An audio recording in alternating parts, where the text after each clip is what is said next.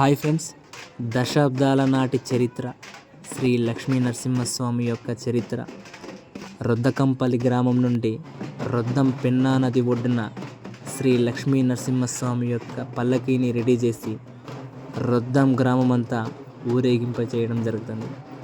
డప్పు కళాకారుల చేత నృత్యాలు ఆడి శ్రీ లక్ష్మీ నరసింహస్వామి యొక్క నిజ స్వరూపాన్ని ఇక్కడ దర్శించుకునేలాగా ఉంటుందండి.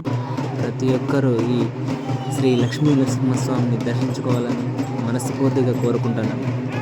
ఊరేగాలతో, ఆ పద్యాల నృత్యాలతో నిజంగా శ్రీ లక్ష్మీ నరసింహస్వామిని దర్శించుకుంటాం. చూడండి ఒకసారి.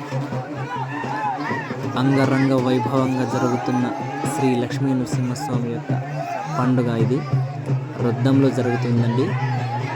ప్రతి ఒక్కరూ ఉపవాసం ఉండి, ఆ రోజంతా ఉపవాసం ఉండి నెక్స్ట్ రోజు మార్నింగ్ ఉపవాసం అనేది ఉంటారండి.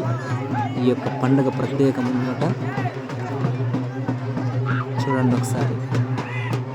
నిజంగా దర్శనం చేసేసుకున్నాం మేమైతే. మీరు కూడా చేసుకోవాలని మనస్ఫూర్తిగా కోరుకుంటున్నాం.